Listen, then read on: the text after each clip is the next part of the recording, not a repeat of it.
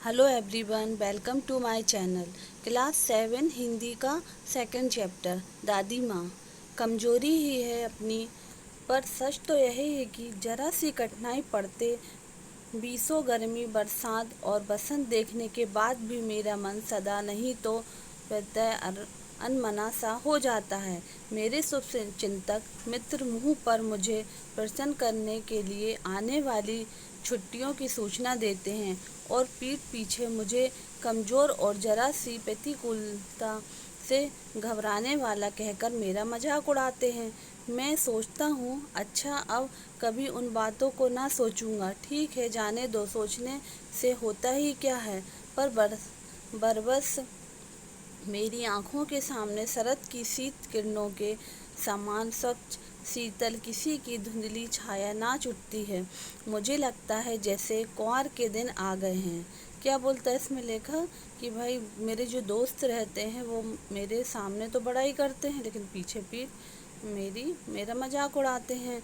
तो वो सोचता है कि चलो जाने दो, कुछ नहीं होता है, उनको बोलने दो जो बोलना है। मुझे लगता है जैसे कुंवर के दिन आ गए हैं। मेरे गांव के चारों ओर पानी ही पानी हिलोरे ले रहा है। दूर के सिवान में से बहकर आए हुए मोथा और साए की अथ गली घासें, घेऊर और वन प्याज की जड़ें और नाना प्रकार की बरसाती घासों के बीच सूरज की गर्मी में खोलते हुए पानी में सड़कर एक विचित्र गंध छोड़ रहे हैं। रास्ते में कीचड़ सूख गया है और गांव के लड़के किनारे पर झाग भरे जलाशयों में धमाके से कूद रहे हैं। अपने अपने मौसम की अपनी अपनी बातें होती हैं। आषाढ़ में आम और जामुन ना मिले चिंता नहीं है, अगन में चिवड़ा और गुड़ ना मिले दुख नहीं है, चैत के दिनों में लाई के साथ गुड़ की पट्टी ना मिले अफसोस नहीं। पर कुंवर के दिनों में इस गंधपूर्ण झाग भरे जल में कूदना ना हो तो बड़ा बुरा मालूम होता है। इसमें क्या कह रहे हैं वो कि भाई कुंवर का महीना है, कुंवर के दिन आ गए, मेरे लेखक को बहुत पसंद है, लेकिन वो बोलते हैं कि अगर मेरे पसंद की चीज़ ना मिले तो कोई अफसोस नहीं। जैसे आषाढ़ में आम खाए जाते हैं, जामुन खाई जाती है, अगर उनको ना मिले तो कोई बात नहीं। अगन में उनको चिवड़ा और गुड़ ना मिले तो बोलते कोई फिर भी कोई दुख नहीं है। और चैत के दिनों में लाए के साथ गुड़ की पट्टी ना मिले अफसोस नहीं। पर कुंवर के दिनों में उनको जो गंधपूर्ण झाग भरा जल, मतलब जिसमें गंध आती है और झागपूर्ण जल होता है, उसमें कूदना बहुत पसंद था। तो उन्हें क्या कहते हैं कि कूदना ना हो तो बड़ा बुरा मालूम होता है, ऐसा लेखक कहते हैं। मैं भीतर हुड़क रहा था, एक दिन ही तो कूद सका था, नहा धोकर बीमार हो गया। उन्होंने कहा मैं 1-2 दिन ही बस कूद सका था और फिर उसके बाद वो बीमार हो गया।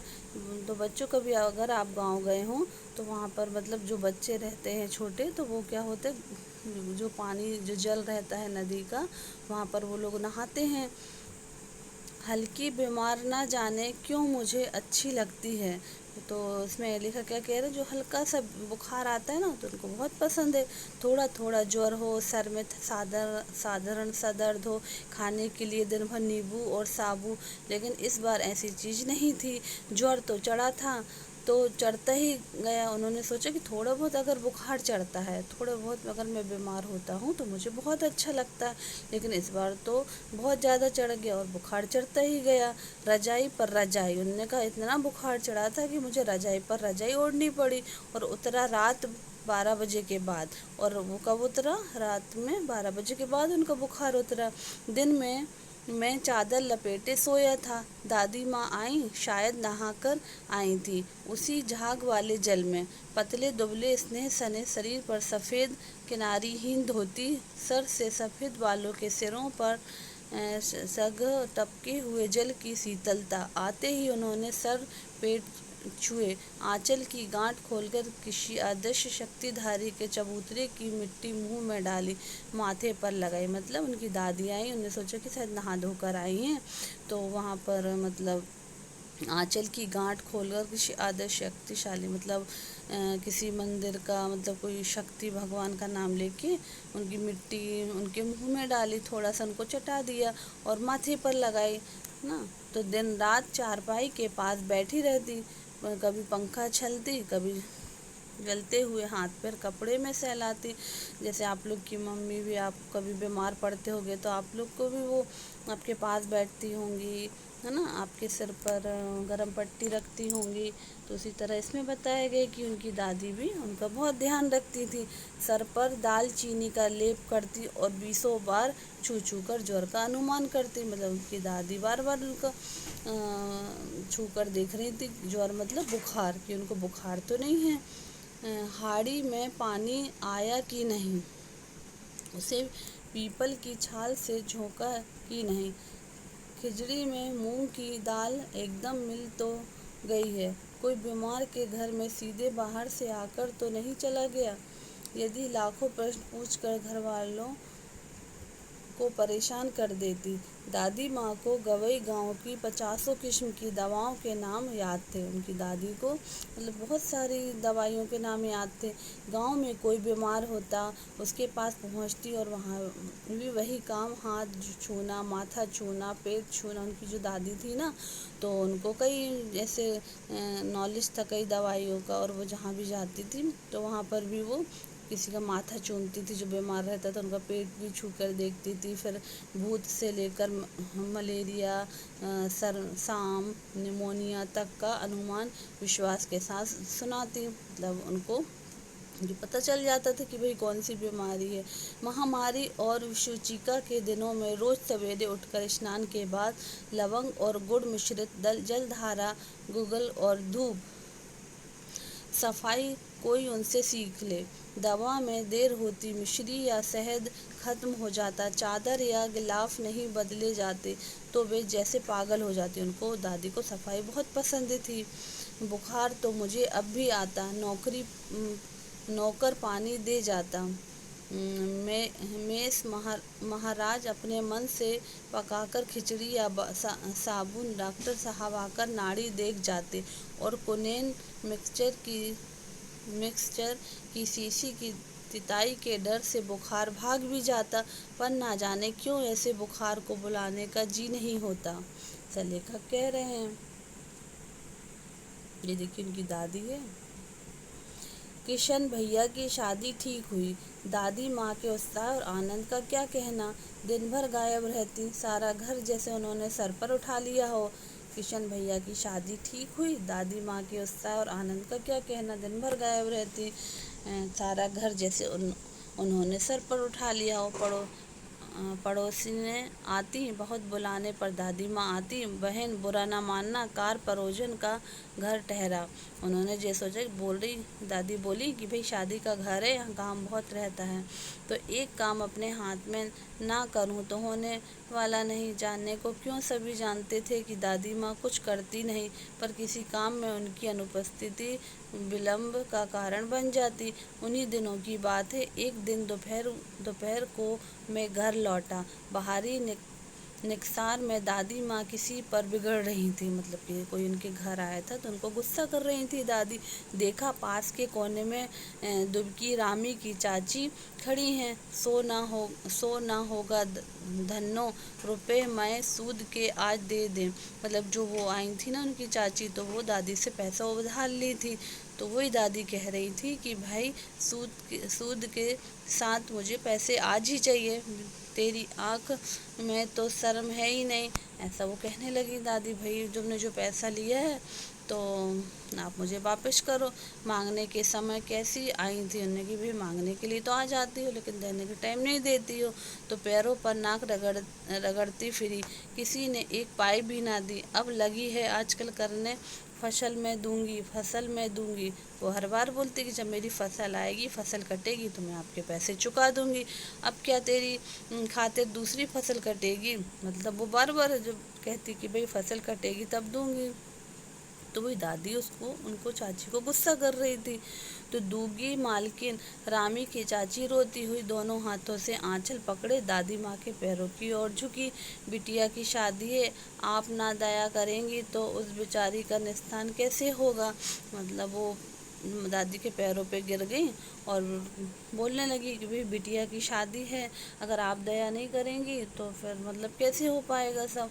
तो हट हट, दादी कहने लगी हट हट, अभी नहा के आ रही हूँ। दादी माँ पीछे हट गए। मतलब पहले के ज़माने में होता था ना कि भाई पुराने लोग की नहा लेते थे, तो कोई अगर उनको छू ले तो फिर वो फिर से नहाने चली जाती थी। तो वही दादी हटा रही थी कि हटो हटो, मैं तो नहा धोकर बैठी हूँ, तो मुझसे दूर रहो। जाने दो दादी, मैंने इस अप्रिय प्रसंग को हटाने की गरज से कहा, बेचारी गरीब है, दे देगी कभी। तो लेखक कहता, मैंने कहा दादी से कि जाने दो दादी, बेचारी गरीब है, वो दे देगी पैसे जब उसके पास होंगे, चल चल चला है समझाने। तो दादी उन्हीं को डांटने लगी लेखक को कि भाई तू चल यहाँ से, बड़ा आया मुझे समझाने वाला। मैं चुपके से आंगन की ओर चला गया। कई दिन बीत गए, मैं इस प्रसंग को एकदम भूल सा गया। एक दिन रास्ते में रामी की चाची मिली, मतलब वही चाची जो पैसे उधार ली थी। तो वह दादी को पूतो फलो दूधो नहाओ का आशीर्वाद दे रही थी। दादी मतलब उनको आशीर्वाद दे रही थी। मैंने पूछा, क्या बात है दन्नो चाची? तो उसने बेहल होकर कहा, उरीन हो गई बेटा, भगवान भला करे हमारी मालकिन का। मतलब वो चाची उनको मालकिन कहती थी दादी को। तो वो कहने लगी, भाई भला हो मालकिन का, कल ही आई थी, पीछे का सभी रुपया छोड़ दिया, ऊपर से 10 रुपये का नोट देकर बोली, देखना धन्नो, जैसी तेरी बेटी वैसी मेरी, 10-5 के लिए हंसाई ना हो, देवता है बेटा देवता। उस रोज़ तो बहुत डांट रही थी। मैंने पूछा उन्हें कि भाई दादी तो बहुत, जो पैसे उसने उधार लिए थे वो भी उनने मतलब चाची को बोला कि रहने दो, वो नहीं लिए, और ऊपर से 10 रुपये उनने 10 रुपये का नोट भी दे दिया और कहा भाई बिटिया की अच्छे से शादी करना। उस रोज़ तो बहुत डांट रही थी। फिर लेखक ने उनसे पूछा कि भाई उस दिन तो आप बहुत, दादी तो बहुत डांट रही थी, वह तो बड़े लोगों का काम है बाबू, रुपया देकर डांटे भी ना तो लाभ है क्या? मैं मन ही मन इस तर्क पर हंसता हुआ आगे बढ़ गया। उन्होंने कि भाई जो बड़े लोग होते हैं वो डांट भी देते हैं और वहीं मना भी लेते हैं। तो वही फिर लेखक क्या बोलते, मन ही मन में हंसने लगा और आगे बढ़ गया। किशन के विवाह के दिनों की बात है। उनने फिर एक कहानी और सुनाई लेखक ने कि किशन के विवाह के दिनों की बात है। विवाह के 4-5 रोज़ पहले से ही औरतें रात रात भर गीत गाती हैं। विवाह की रात को अभिनय भी होता है। यह प्रत्यय एक ही कथा का हुआ करता है। उसमें विवाह से लेकर पुत्रोत्पत्ति तक के सभी दृश्य दिखाए जाते हैं। सभी पाठ औरतें ही करती हैं। मैं बीमार होने के कारण बारात में ना जा सका। मेरा ममेरा भाई राघव दलान से मैं सो रहा था, वह भी बारात जाने के बाद पहुंचा था। औरतों ने उस पर आपत्ति की। दादी माँ बिगड़ी, लड़के से क्या पर्दा, लड़के और बरह का मन एक सा होता है।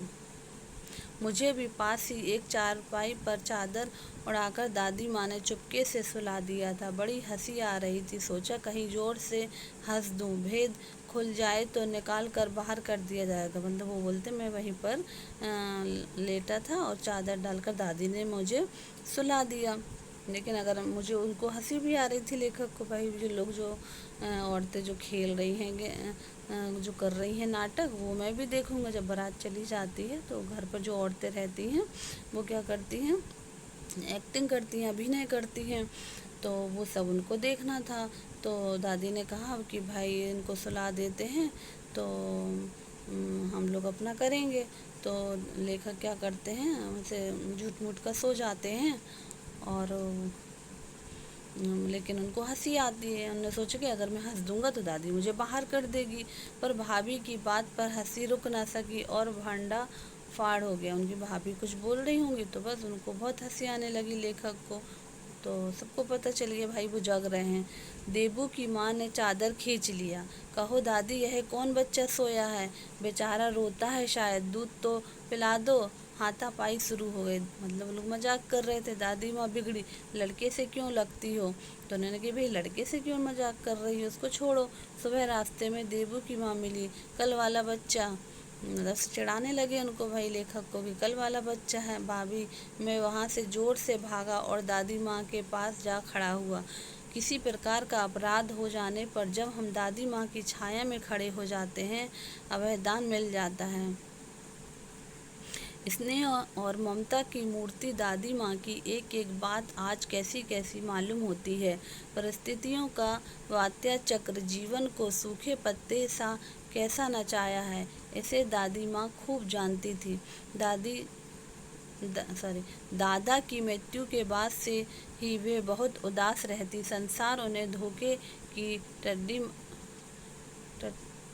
मालूम होता। दादा ने उन्हें स्वयं जो धोखा दिया, वे सदा उन्हें आगे भेजकर अपने पीछे जाने की झूठी बात कहा करते थे। दादा की मृत्यु के बाद कुकुर मुत्ते की तरह बढ़ने वाले मुंह में राम बगल में छुरी वाले दोस्तों की शुभचिंता ने स्थिति और भी डवाडोल कर दी। दादा के श्राद्ध में दादी माँ के मना करने पर भी पिताजी ने जो अतुल संपत्ति व्यय की, वह घर की तो थी ही नहीं। दादी माँ अक्सर उदास रहा करती। माघ के दिन थे, कड़ाके का जाड़ा पड़ रहा था। बछुआ का सन्नाटा और पाले की शीत हड्डियों में घुसी पड़ती। शाम को मैंने देखा दादी माँ गीली धोती पहने कोने वाले घर में एक संदूक पर दिया जलाए हाथ जोड़कर बैठी हैं।